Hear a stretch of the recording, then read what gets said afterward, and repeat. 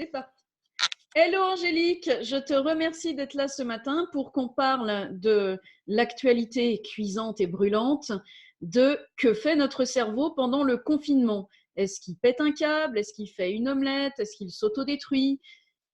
En tout cas, quand on voit dehors, on sait que visiblement, le cerveau aime bouffer des pâtes et s'essuyer avec du PQ.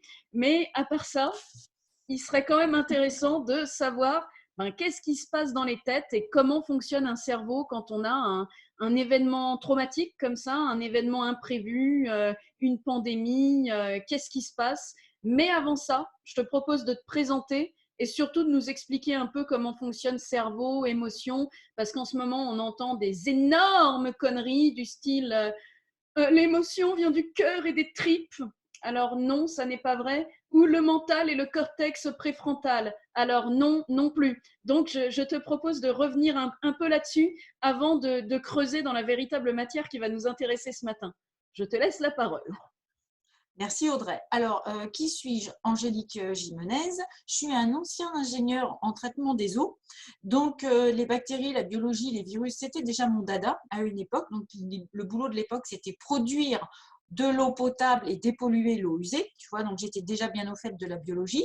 Et puis, au fil des années, je me suis reconvertie. Je suis devenue psychothérapeute au sens européen du terme et psychotraumatologue, donc spécialisée dans la psychotraumatologie. Et quand tu citais tout à l'heure, au fond, il y a des gens qui critiquent le mot, dire qu'on est dans une pandémie et pas dans une guerre, tu vois, qui critiquent le mot guerre, tout ça. Dans tous les cas, peu importe le mot qu'on prend, tu as cité, on est dans une période hors norme et on est finalement sur quelque chose qui peut, pour certains d'entre nous, virer à la catastrophe. Et l'idée, ça va être effectivement comment on ressort, je vais dire plutôt bien, voilà, de cette catastrophe les uns et les autres, sachant qu'on sera différemment atteints. Alors, tu me fais sourire parce que je vais redire une chose que je t'ai déjà dite. Alors, on va partir déjà sur un présupposé, c'est tout le monde a un cerveau. Voilà. Parce que, en quoi je taquine? Parce qu'à une époque aussi, on aurait pu penser que le cerveau des femmes ou un tel était plus petit, plus gros, fonction des couleurs de peau aussi. Non, non, alors aujourd'hui, on sait, tout le monde a un cerveau. Est-ce que nos cerveaux à tous fonctionnent bien?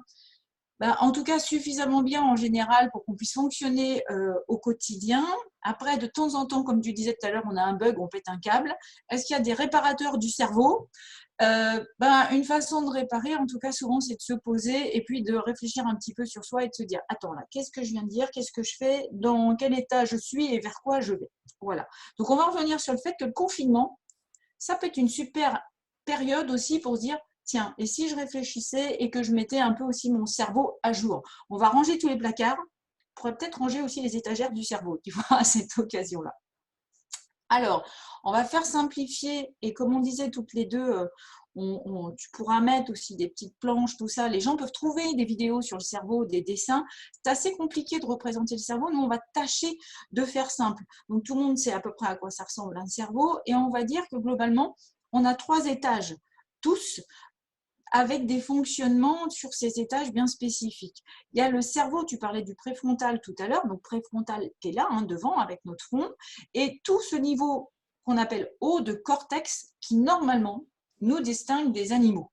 Les animaux ont un cortex, mais le nôtre est grandement évolué, et effectivement, il nous permet notamment de pouvoir parler aussi, il nous a permis le langage, et le cortex préfrontal notamment nous permet de réfléchir, de planifier, d'avoir un rapport au temps équilibré. Et il est important de rappeler que c'est une zone qui ne finit de se développer que quand on est adulte vers 24 ans. Donc ça, c'est une chose importante parce que ça nous ramène au fait que les enfants, les ados et nous, les adultes, nous ne pouvons pas relativiser de la même façon les épisodes qui sont en train de se vivre. Mais nous pouvons aussi d'ailleurs les absorber très différemment. Parce que le fait de ne pas avoir un cortex suffisamment mature, de temps en temps, et de se dire, c'est chouette, il n'y a pas d'école. Tu vois, chez les enfants, ça peut finalement ne pas être traumatique du tout. Plus tard, ils diront, ah, c'était génial, le confinement. Voilà, donc c'est cette zone finalement plus raffinée, plus sophistiquée, qui est mature beaucoup plus tard chez les humains. Elle est à la fois positive et négative, dans le sens où elle va permettre de relativiser, mais elle nous permet aussi de tricoter des scénarios beaucoup plus péjoratif que ne pourraient faire nos enfants. On a un cerveau qu'on va dire moyen pour être vraiment là aussi très simpliste, où là on a une grosse partie du système sensoriel. C'est celui par lequel on sent, et dedans on a deux zones qu'on cite assez régulièrement. Les gens entendent parler de l'amygdale, donc c'est une zone qui s'active notamment dans la peur et qui aide à la régulation émotionnelle, et l'hippocampe, que moi j'appelle un peu le grand bibliothécaire. C'est lui qui ordonne nos souvenirs et qui permet de classer. Voilà, donc ces deux-là travaillent en équipe, et en même temps, parfois quand l'amygdale se suragite parce qu'elle est trop stressée, pour une bonne ou une mauvaise raison, hein, mais en tout cas elle est trop agitée, justement, monsieur le bibliothécaire, l'hippocampe, n'arrive pas à ordonner correctement les souvenirs, et il est capable de faire des confusions. Il pense que maintenant, c'est comme hier, et tu vois, il va bricoler des trucs, on y reviendra ensuite, qui font que du coup, non. Non, les gens ne sont plus en phase avec la réalité, ils font un amalgame de souvenirs et ils oublient d'être dans le temps présent. Et on a un niveau de cerveau le plus bas qui part derrière le cerveau, le tronc cérébral, et qui s'en va vers ce que moi j'appelle pour les enfants ta queue. Voilà, sauf qu'on a perdu la queue, maintenant on a la colonne vertébrale qui descend et qui va vers les nerfs et qui permet au corps de fonctionner. Donc ce niveau plus bas est là pour réguler la physiologie, et il est en lien directement avec les fonctionnalités du corps. Donc ça nous permet de rappeler, tu as dit quelque chose d'important tout à l'heure, est-ce que les émotions c'est dans les tripes, c'est dans le cerveau? Au fond, tout est raccordé, et même les trois niveaux de cerveau finalement quasiment contiennent le corps, tout comme le corps contient la tête, tu vois, c'est en ça que tout tourne en boucle, et on fonctionne en permanence avec ces trois niveaux-là. Alors, on régule notre physiologie plus ou moins bien, et on sent les uns et les autres pareil, plus ou moins bien, on y reviendra. Le confinement, c'est une bonne période pour sentir ce qui se passe en nous et décoder quelle émotion est en train de s'activer. Et le cortex, lui, peut réfléchir, et c'est lui aussi qui sait que, par exemple, quand tu te sens lourd au niveau du cœur, c'est une émotion qui s'appelle tristesse.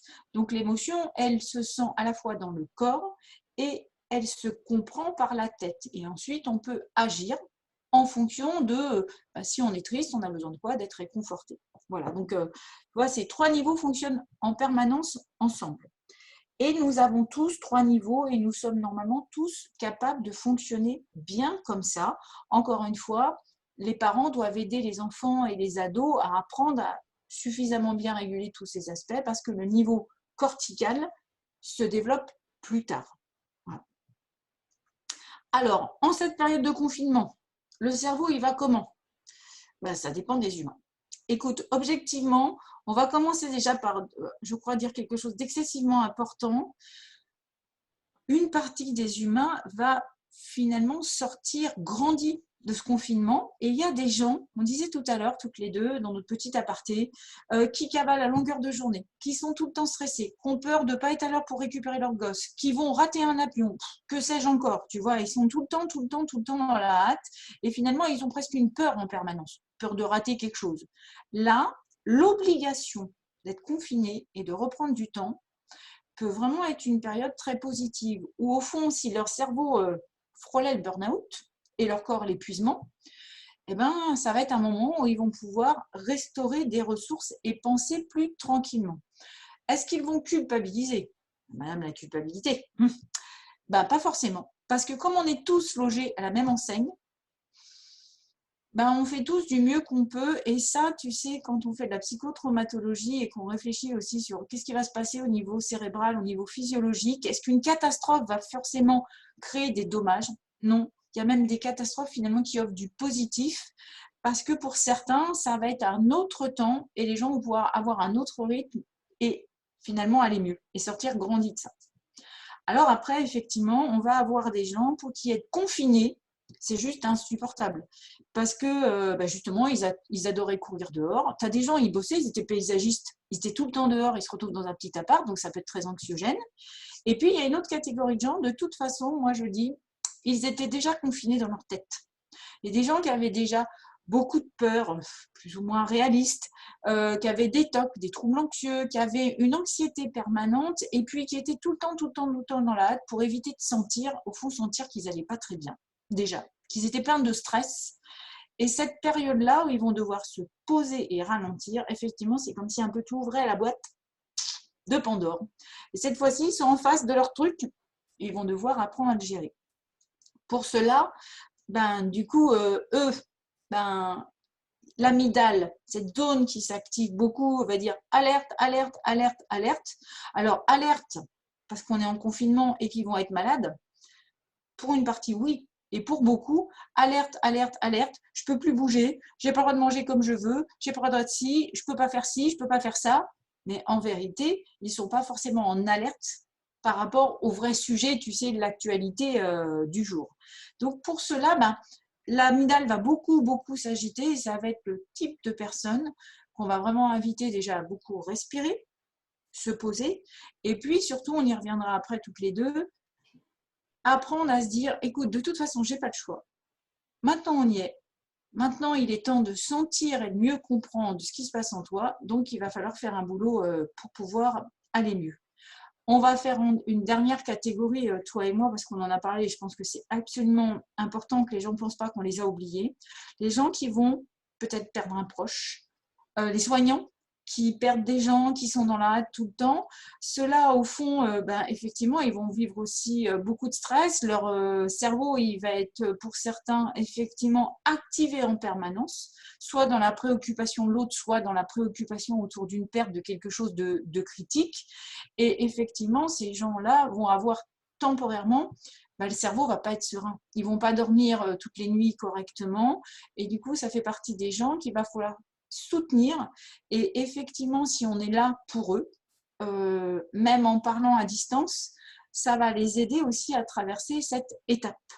Voilà. Et l'idée, tu sais, souvent on dit, l'humain, il est capable de grande résilience. On est tous paramétrés pour survivre. Le cerveau, au fond, qui fonctionne plus ou moins bien, qu'on soit plus ou moins bien alphabétisé, c'est pas ça le problème. C'est on est paramétré instinctivement au niveau cérébral et au niveau de notre système nerveux autonome pour la survie et pour dépasser ces épisodes-là. Donc, qu'est-ce qui permet surtout de dépasser? C'est de savoir qu'il y a des autres qui sont là à minima pour nous soutenir. Et puis même quand on ne sait pas quel mot mettre, parce que parfois on est un peu gauche, va dire je suis là et si tu as besoin, je suis là pour toi. Voilà, donc ça pour pouvoir mettre la première des choses. Alors, dans cette période-là, quand on disait est-ce que le cerveau va fonctionner différemment?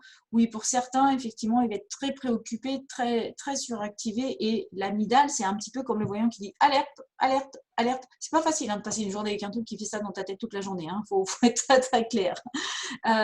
Et du coup, ces gens-là vont avoir du mal à se centrer. L'idée, ça va être justement qu'ils apprennent à détourner leur attention sur des choses plus positives. Alors, à la limite, les gens qui travaillent à la maison peuvent continuer à concentrer leur attention sur leur travail. En même temps, ce serait presque dommage qu'ils se suractivent et qu'ils soient débordés et qu'ils frôlent le burn-out en étant à la maison. Plutôt de prendre aussi des temps. Et puis, quand ils sentent que ça ne va pas très bien, ils commencent à reconnecter avec leur physiologie, justement, qu'ils disent, au fond, de quoi j'ai besoin. Et puis qu'ils apprennent à en parler, qu'ils apprennent à se divertir, y compris avec des choses simples, comme regarder un film drôle, regarder un dessin animé. On va peut-être éviter de regarder trop souvent les actualités. Je suis ravie de ce que font les médias, ça n'a pas à voir avec ça.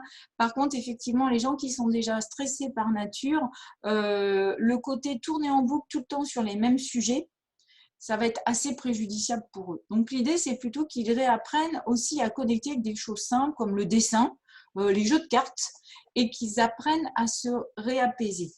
Détourner l'attention, on sait faire ça depuis qu'on est tout petit. C'est bien quand tu voulais un truc dans le magasin au mois, puis tes parents te disaient non. Alors pour pas qu'on se mette en colère ou à pleurer, ils faisaient quoi? Tiens, regarde. Puis tu sais, après on va aller chez mamie, puis après, voilà. Et du coup, ça marche très très bien. C'est à nous de le faire en tant qu'adultes aussi pour nous-mêmes. Et d'apprendre que plus on tourne en boucle sur une pensée récurrente qui stimule des choses négatives chez nous, plus on va se sentir mal. À nous de prendre la responsabilité d'aller penser à autre chose. Parce que tu sais, tout à l'heure, on parlait de l'hippocampe, le bibliothécaire, là. Si dans la revue, il a pris un bouquin plutôt plombant, et que tu lis toujours celui-là, mais tu vas pleurer à chaque page, où tu vas faire des cauchemars toutes les nuits. C'est à toi de dire, je range celui-là, je vais sur une autre étagère et je vais chercher un bouquin sympa, voire une bande dessinée ou un truc hyper sympa. Et à force de regarder ce qu'on appelle la pensée positive, ou la psychologie positive aujourd'hui, mais ça marche parce que tu actives des souvenirs ressources plutôt que des souvenirs morbides. Et dans le présent, au fond, on subit la situation et en même temps, est-ce qu'il n'y a pas des choses super sympas aussi? Justement, s'apercevoir que tu peux regarder la télé, tu peux aller cueillir des fois des pâquerettes dans ton jardin. Tu m'as dit, toi, tu peux adopter un chat parce que du coup, il avait besoin d'une maîtresse. Et du coup, les gens qui ont des animaux domestiques, à un moment, ils peuvent se reconnecter avec eux et tu peux t'occuper de tes enfants, tu peux faire des choses différentes. À toi de choisir ce que tu veux faire parce que le cerveau, est-ce que c'est lui qui nous pilote? Non, on est capable de le piloter aussi. Encore faut-il décider d'être acteur et d'agir en se disant j'ai envie d'aller vers du meilleur. Il est vrai que la situation actuelle est difficile et il est vrai aussi que je peux, moi, agir et puis faire du positif. Voilà. Est-ce que ça répond déjà à ta première question? Et il y a un truc qui est très important que je souligne dans ce que tu dis, c'est le sentiment d'être acteur. Parce que quand on se sent subi, quand on se sent agi, alors là vient l'impuissance et là vient le fait qu'on a beaucoup plus de risques de garder des mémoires traumatiques, puisque là, je ne pouvais rien faire. Alors que quand on sort de la zone de préoccupation sur laquelle on n'a pas de prise, on n'a pas de pouvoir, et qu'on revient à la zone sur laquelle on a du pouvoir, où est-ce qu'aujourd'hui je peux mettre de l'énergie dans quelque chose où j'ai le pouvoir, tel que on est beaucoup dans cette société à se dire mon boulot m'emmerde, j'aimerais bien faire autre chose. Alors à ce moment-là, on a une période de retrait sur soi qui permet d'être, pour certains, pas pour tous, parce que les soignants, ce ne sera pas le cas, mais pour certains, d'être en possibilité d'aller regarder à l'intérieur ce qui nous fait vraiment vibrer, ce qui nous fait vraiment kiffer, ou alors de remarquer, putain, je ne sais plus du tout ce que je kiffe parce que j'ai passé mon temps à faire des choix par défaut pour faire plaisir et pas me prendre des coups sur la tronche ou pas me faire juger, et je ne sais plus du tout ce que je veux. Et ça, c'est en fait un moment de faire le bilan. J'en suis où et où est-ce que j'ai la possibilité de mettre du pouvoir quelque part? Où est-ce que je peux aller pour avoir du pouvoir quelque part? J'ai une frustration grande dans ma vie habituelle. La frustration, c'est le carburant pour changer. Par contre, il te faut le GPS pour changer. Où est-ce que je veux aller? Et c'est pas en une fois que tu trouves, ouais, putain, je vais aller là, c'est trop bien, parce que tu as musclé ta souffrance de ne pas aller où tu voulais pendant toute une vie. Alors là, tu as le temps, au fur et à mesure, de passer l'angoisse de oh, je vais passer par-dessus mon conditionnement, de passer l'angoisse du oh, mais qu'est-ce qu'on va dire de moi, pour, au fur et à mesure, retrouver un peu de qu'est-ce qui me fait kiffer, de où est-ce que je veux aller. Et il y a un deuxième point qui me paraissait important qu'on avait abordé tout à l'heure, c'est les personnes qui vivent une résurgence de troubles déjà vécus petits. Parce que la personne, parfois, ne va même plus se rappeler qu'elle était enfermée dans le placard chez sa grand-mère ou qu'on l'enfermait dans sa chambre quand elle avait eu une mauvaise note ou ce qui était considéré comme une mauvaise note. Et l'amygdale qui tournait à fond à ce moment-là n'a pas permis à l'hippocampe de faire son bibliothécaire correct, ce qui fait que ça a été, tu m'arrêtes si c'est une connerie, mais ça a été se mettre dans le système nerveux autonome en tant que mémoire qui flotte comme une vieille méduse dégueulasse, et qui là, la méduse vient foutre une espèce de coup d'électricité et donc faire réveiller tout un stress dont on ne sait pas d'où ça vient. Et ça, est-ce que tu pourrais nous en parler un peu plus de ça? Parce que ça me paraît important à souligner en ce moment. Alors, exactement ce que tu disais et que j'explique sur d'autres vidéos aussi par ailleurs, c'est de se dire, alors, tu m'avais posé la question en ces termes-là au départ, c'est pourquoi l'angoisse augmente chez certains de jour en jour? Alors, soit effectivement dans le présent, on a une mauvaise nouvelle, mais pour beaucoup, au fond, les gens étaient déjà pleins de stress, de mémoire, j'allais dire. Tu sais, dans les confinements de notre mémoire, dans les confins de notre mémoire, il y avait plein de souvenirs confinés. Et là, le fait de se poser bah, d'un seul coup, ça a le temps de résurger. Alors d'habitude, on évite parce qu'on courait après le temps. Là, d'un seul coup, ça remonte parce qu'on a le temps et aussi parce que confinement, tu sais, j'ai regardé la définition dans le Larousse, c'est confinement, c'est finalement s'enfermer. Alors, il donnait l'exemple, c'est s'enfermer dans sa chambre ou être enfermé dans sa chambre. Alors, quand tu t'enfermes dans ta chambre pour avoir la paix, pour réfléchir, là, au contraire, Madame Amidal est calme et Monsieur Hippocampe va ranger plein de choses, il va même penser son futur, notamment quand on est ado. Par contre, si tes parents t'ont fait une réprimande, tu es enfermé dans ta chambre, tu ne peux pas aller voir tes potes et tout, là tu vas être suractivé au niveau de l'amygdale et puis tu ne vas pas réussir à digérer ton truc. Tout comme parfois, même sans enfermer un enfant dans le placard, on rappelle, ça ne se fait pas, hein. Ce serait mieux.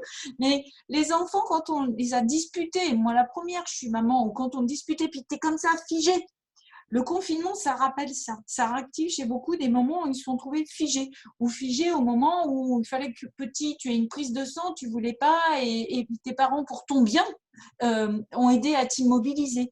Donc c'est vrai que le confinement, à chaque fois qu'on va avoir le sentiment justement que ça nous bloque, ça nous limite, ça réactive quoi? Le sentiment d'être piégé, le sentiment d'être enfermé, le sentiment d'être bloqué. Et là, cette mémoire effectivement qui est plutôt engrammée dans les niveaux bas du cerveau, parce qu'à cette époque-là, le cortex préfrontal et même l'hippocampe n'avaient pas fini de maturer, eh ben, ça va s'engrammer dans le cerveau et dans le système nerveux autonome, et puis ça va remonter comme ça. Ce qui fait que ces gens-là, plus le confinement dure, et plus ça remonte, et plus ça remonte, et plus ça remonte. Donc effectivement, ils peuvent se sentir de plus en plus mal. Alors les gens te disent, je suis anxieux, je suis angoissé, enfin bref, ils utilisent les mots qu'ils peuvent, hein, voilà. Et l'idée, c'est de se dire, mais attends, où sont-ils confinés? C'est pour ça que je mets là, c'est où sont-ils confinés? En réalité, ils sont confinés dans leur batterie de souvenirs qui sont là, bah, puisqu'ils ont le temps de sentir, hop, ça remonte. Alors, soit on se dit, dépêchons-nous de ressortir, mais dans ces cas-là, on va se mettre en danger, vraiment, réellement, physiquement. Soit on se dit, écoute, ok, c'est une invitation à retrouver, où est-ce que ça me ramène, tu vois, à quel autre temps j'étais, et puis comme les gens, alors ceux qui sont en thérapie peuvent se faire aider ou coacher, mais les gens qui ne savent pas, c'est de se dire, ah oui, tiens, ça me rappelle tes souvenirs quand j'étais avec la maîtresse et tout. Et à la limite, si on peut le verbaliser avec quelqu'un, l'autre ne sera pas ton psy, mais en tout cas, déjà, se dire, ah mais oui, parce que d'un seul coup, cette chose qui remonte, tu disais comme une méduse, la méduse, d'un seul coup, tu dis, ah mais oui, c'est la méduse de telle époque, machin et tout, hop, le bibliothécaire, il va pouvoir commencer à la ranger. Ça ne suffira peut-être pas si les gens sont très angoissés, très suractivés, ils feront plus tard, ils se feront davantage aider pour bien ordonner. Mais là, déjà, le fait de reconnecter en se disant, attends, où est le rapport concret avec la situation maintenant? Parce que vu de l'extérieur, les gens vont dire, mais ça ne va pas te mettre dans un état pareil. Ben oui, sauf que les gens ne savent pas ce qu'on vit en notre fort intérieur. Et l'idée, là, effectivement, c'est plutôt, ah ok, je m'aperçois, ça me rappelle telle étape. À la limite, les gens peuvent noter dans un cahier pour pouvoir le retravailler plus tard. Et puis de se dire, attends, aujourd'hui, on est le 1er avril 2020, la réalité, regarde autour de toi. C'est certainement moins pire qu'à l'époque, et surtout de se dire, on reprend ce que tu disais et ce que nous disions tout à l'heure, c'est on peut agir aujourd'hui. J'ai X années, maintenant je sais que la situation est différente. Par contre, effectivement, maintenant je réalise que, dis donc, ça m'a fait sacrément du mal quand mes parents m'enfermaient dans la chambre. Ils n'ont pas voulu être maltraitants, par exemple, mais du coup, ça me fait réaliser ça. Du coup, c'est peut-être intéressant. Et si moi-même, je n'enfermais pas mes enfants dans leur chambre? Dois-je te dire aussi, tant qu'elles vivent et elles retraverser, si on saisit d'où ça vient, on se dit, ok, maintenant, ça c'est avant, maintenant le vrai danger, il est où? Le confinement, ça me bloque, c'est vrai, en même temps, j'ai quand même quelques mètres carrés et puis j'ai quand même de quoi m'occuper, je suis plus condamnée à rester enfermée les volets dans ma chambre, machin et tout, je vais plus coucher sans manger, enfin tout le tralala, et puis de se dire, tiens, mais moi, au fond, entre moi et avec les autres, est-ce que je continue pas à faire le même pataquès? Donc, je pense que c'est une grande occasion pour grandir. Transcender ces angoisses, c'est se dire, allez, je les regarde, ça fait souvent moins peur que ce qu'on croyait d'ailleurs, et je vais en profiter pour évoluer et pour transformer. Est-ce que ça répond bien à ta question? Est-ce qu'on est Oui, au bon endroit? tout à fait. Et je voulais te demander une petite précision pour que les gens qui nous regardent comprennent bien. en fait, il y a une question en ce moment avec cet enfermement de l'existence d'une sécurité intérieure qui s'est construite de manière valable ou de sécurité intérieure que l'on n'a pas construite suffisamment et que l'on va rechercher vers l'extérieur. En tout cas, nous, en théorie psychanalytique, c'est ce qu'on voit en ce moment. Est-ce qu'au niveau du fonctionnement du cerveau, on a corrélation avec ça? Alors, oui, tu sais, alors déjà, je crois que tu as utilisé un mot, sécurité intérieure. C'est un mot que nous, on connaît parce que tu es coach, je suis psy, je sais pas, d'ailleurs, je rigole parce que tu sais, il y a des gens qui pensent sécurité intérieure, c'est le ministère. Alors, on va redire aux gens, c'est votre ministère à l'intérieur, le vôtre. Voilà. Et ce qu'on appelle la sécurité intérieure, en tout cas, c'est ce sentiment qu'on peut avoir. Je sais pas, toi, tu le définirais peut-être autrement de ce que je vais dire moi. C'est on est tranquille, ça va, je suis capable de gérer, je vais faire face, je vais dépasser. Je n'adhère pas à une philosophie, mais tu as le droit de penser autrement. On n'est pas obligé de faire de la méditation, d'être zen tous les jours hein, pour dire qu'on est dans la sécurité intérieure. La sécurité intérieure, justement, c'est si on parlait de notre amygdale, justement, c'est de dire je suis capable de la réguler. Puis de temps en temps, tu vois, je fais ça avec ma main, de dire c'est bon, tu vois, le danger est passé, tout ça. Et le fait est que les gens qui ont depuis tout petit vécu dans des climats sécures, on leur a appris aussi de façon autonome comment on s'apaise. Et du coup, on a bien accompagné parce que c'est un vrai mouvement éducatif à faire aussi et qui avaient eux-mêmes des parents sécures. Parce que quand on a des parents très anxieux pour qu'ils te passent la main pour que tu sois soi-même sécure, c'est pas si simple que ça. Hein.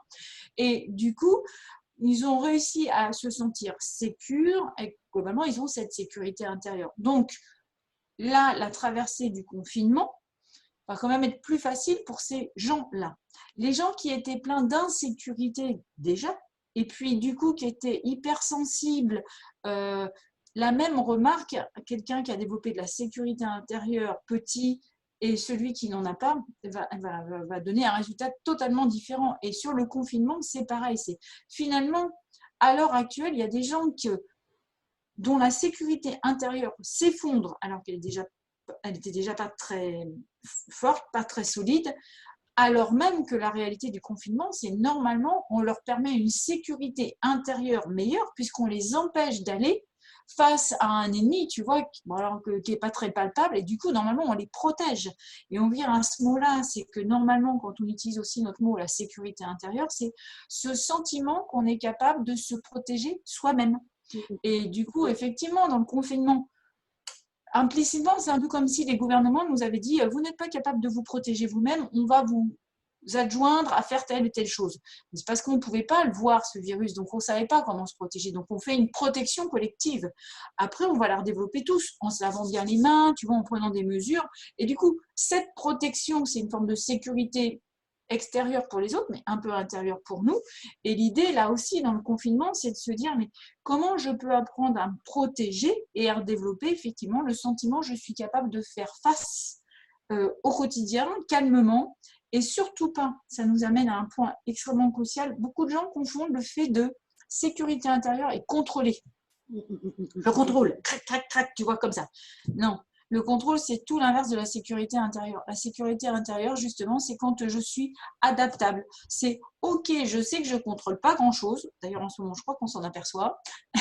Et en même temps, ben, je vais être capable de m'adapter. La sécurité intérieure, elle est là. Et pour être capable de s'adapter, on comprend assez vite, toi et moi, et puis j'espère les gens qui nous écouteront, que si tu es anxieux, que tu as une amygdale tout le temps agitée, eh ben, s'adapter, ça va pas être facile. Hein. Quand on est anxieux, on est rigide comme ça. Hein. Par contre, si on nous a appris, t'inquiète pas, ça va aller, et on nous a appris dans le plaisir, et on nous a appris à réguler, eh ben, même dans cette situation-là, l'amygdale va être plutôt paisible, et puis on va apprendre à gérer petit à petit. Tu sais, moi j'entends mes ados, mon fils souvent qui dit « T'inquiète maman, je gère ». Voilà. Et ben, j'aime beaucoup cette expression. Je me dis, ça va, en sécurité intérieure, ça va pas être mal quand même. Et cette capacité à gérer. Mais effectivement, le confinement actuel va nous montrer aussi tous les gens pour lesquels ça peut être aussi un très bon indicateur. Je veux dire, écoute, pour certains, si vraiment ça les stresse énormément, c'est que la sécurité intérieure, donc cette capacité à s'adapter n'était pas encore assez développée. Donc c'est peut-être une occasion de s'en rendre compte et puis de la développer petit à petit. Et ça, je te laisserai à la limite faire à l'occasion une vidéo sur comment on développe sa sécurité intérieure. Complètement, oui, c'est prévu justement. Ah ben nickel.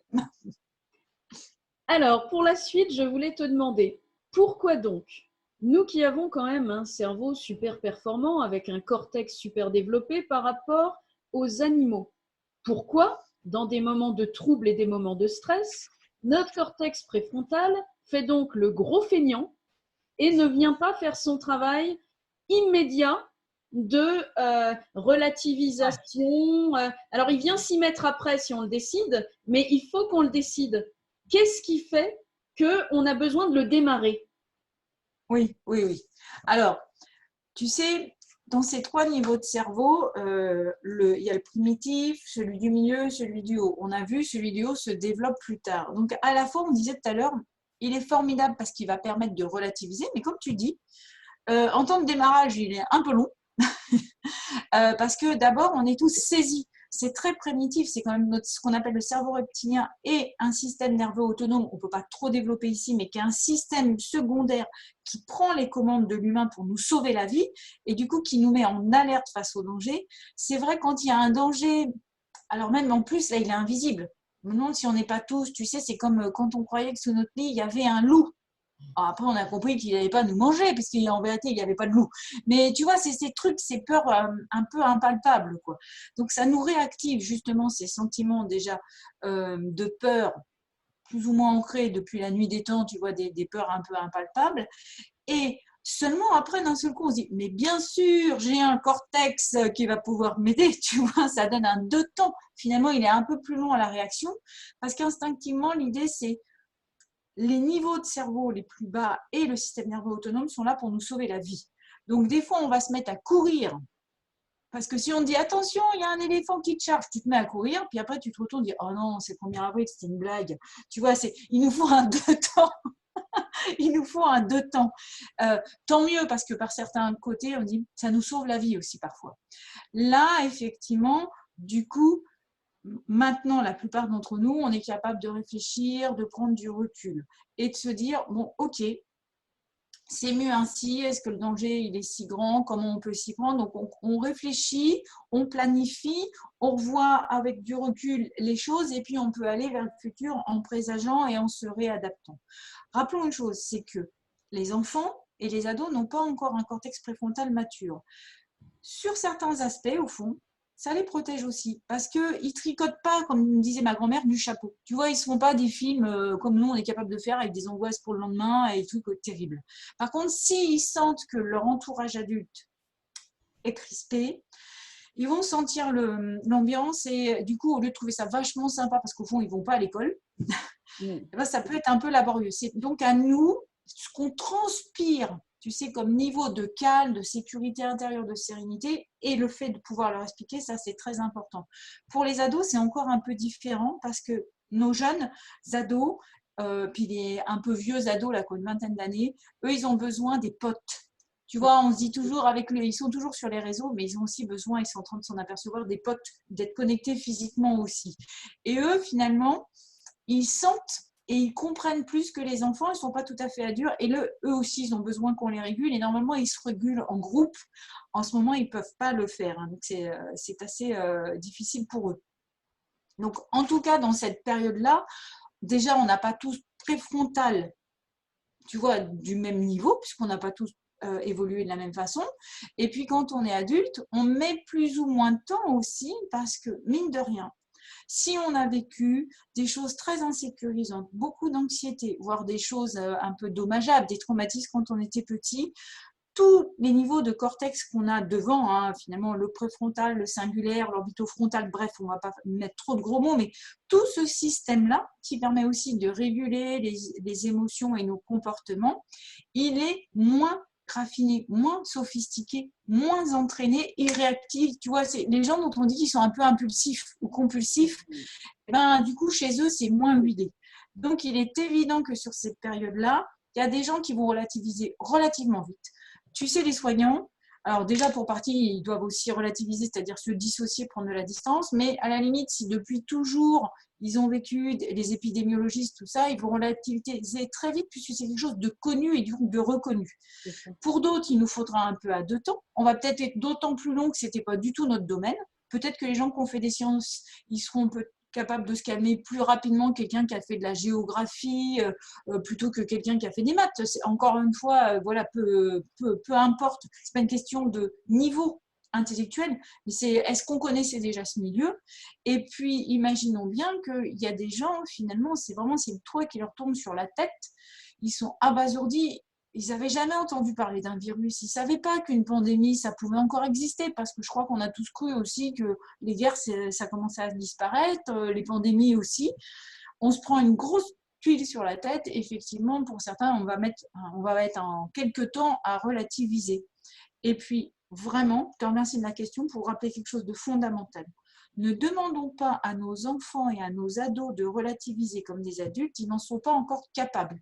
Mais par contre, à nous de ne pas dramatiser la situation, parce que s'ils sentent les adultes tranquilles, ils vont gérer aussi. Ça va? Complètement d'accord.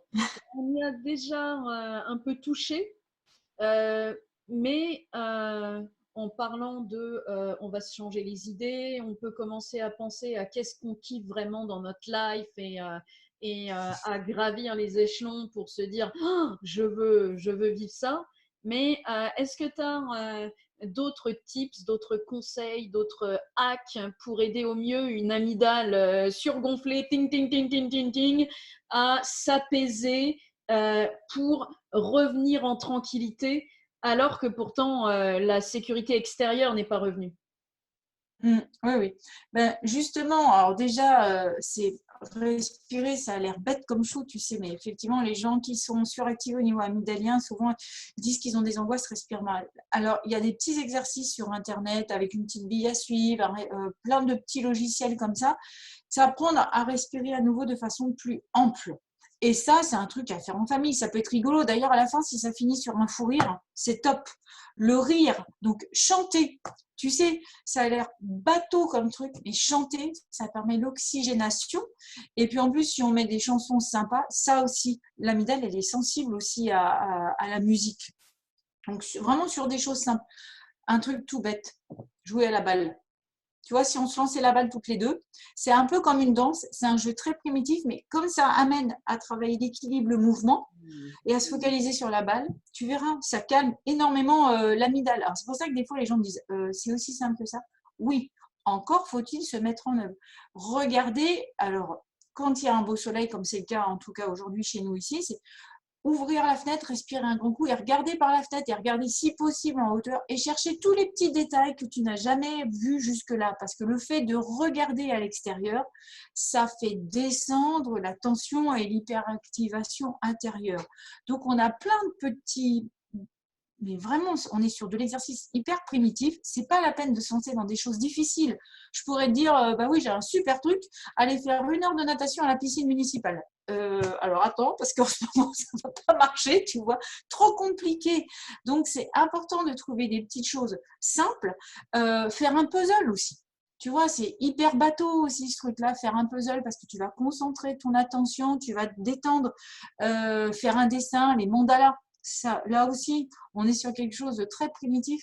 Donc, toutes ces activités qu'on appelait finalement récréatives pour nos enfants, elles sont à mettre exactement à propos parce que tu penses bien qu'à l'époque, quand on était petit, notre amygdale s'agitait si on n'avait personne pour réguler. Et ben l'enfant, naturellement, il prend des pinces à linge, il fait un bonhomme, il dessine, il colorie un caillou. Et ben il a quand même l'instinct. Il n'a pas son préfrontal qui lui dit « il faut que tu fasses ça », mais il a l'instinct à trouver une ressource pour s'apaiser. Donc, toutes ces petites choses finalement qu'on a connues petit, en ce moment, tu peux tout restaurer. Voilà. Et encore une fois, je taquinais avec la piscine, mais c'est vrai que des fois, il y a des trucs qui sont sympas en extérieur, mais là, on ne peut pas. Et ça nous amène aussi sur un sujet. Tu sais que les gens vont se dire, mais il y en a, du coup, ils vont fumer. Ils vont boire. Pas que de l'eau, hein, d'accord ? Ils vont manger. Parce que ça, c'est des gestes simples aussi qui, soi-disant, peuvent apaiser. Occasionnellement, oui. L'idée, justement, par contre, c'est aussi, attention de ne pas tout mélanger, c'est de faire des choses qui vont permettre de respirer, de voir du joli, de détourner l'attention. Ça apaise l'amygdale. Par contre, ne pas se tromper, c'est pas parce qu'on va mettre des trucs en bouche en permanence, puis fumer des trucs pas terribles. Après, que les gens qui fument tout ça, moi j'ai un gros conseil aussi. En ce moment, à la limite, les gens qui étaient fumeurs, qui tâchent de ne pas fumer plus, mais qui ne se lancent pas forcément à arrêter de fumer en ce moment, parce que ça va leur donner aussi un surstress. Mais du coup, en tout cas, par la voie de l'oralité, toi qui me parlais tout à l'heure aussi de la consonance analytique, manger, boire, fumer, ça peut faire du bien, oui, et en même temps, ça doit quand même rester des actions. Manger, c'est fait pour bien fonctionner, avoir du carburant. Boire, bah, c'est fait pour s'hydrater. De temps en temps, on peut faire… C'est génial ce que font les gens, tu as vu? Ils font des apéros Skype. Bon, bah, une fois de temps en temps avec les potes, c'est super, hein, justement. Et puis, pour le reste, c'est vraiment des activités récréatives en pensant à ce qu'on faisait, notamment quand on était enfant. Et un truc tout bête, moi, je te le dis, c'est un de mes kiffs à moi, justement. J'ai des lapins nains et j'ai un chien. Et je pense que le chien et les lapins n'ont jamais été aussi heureux parce que je crois qu'ils adorent être caressés. Et moi, c'est vrai que c'est quelque chose qui me détend énormément. Et quand tu regardes les enfants, ils caressent quoi? Leur nounours, leur doudou. Je te donne un exemple et je lui demanderai de regarder l'entretien parce qu'elle va se reconnaître. J'ai une amie précieuse hier qui me disait, tu sais, ma gosse, elle a 17 ans, elle fête son anniversaire et elle n'a pas ses potes. C'est très difficile pour elle. L'autre jour, je suis rentrée dans sa chambre. Elle avait mis tous ses nounours. Elle avait même été piquer des nounours à sa petite sœur. Et à chacun des nounours, elle a mis une petite étiquette avec le prénom de chacun de ses potes et elle leur parle. Alors, en rigolant, elle me dit, j'espère qu'ils ne lui répondent pas parce que sinon, ça va devenir un problème. Mais pourquoi je souris? Tu vois, elle a 17 ans, cette jeune, elle a besoin de recréer quelque chose. Elle trouve quelque chose d'un peu régressif, mais ce n'est pas grave, docteur. Au contraire, et elle papote avec ses potes peluches comme ça. Alors aujourd'hui, ben, même si de temps en temps, nous aussi, on prend une peluche, où est le problème? C'est franchement pas un souci. C'est qu'aussi ce côté doux, câlin, alors qu'on ne peut pas tellement s'en faire par ailleurs en ce moment, eh ben écoute, ça aussi, c'est permis. Et toi qui as des chats, ben, caresse les chats. Bah oui, moi j'embête mon chat, regarde, tu vois.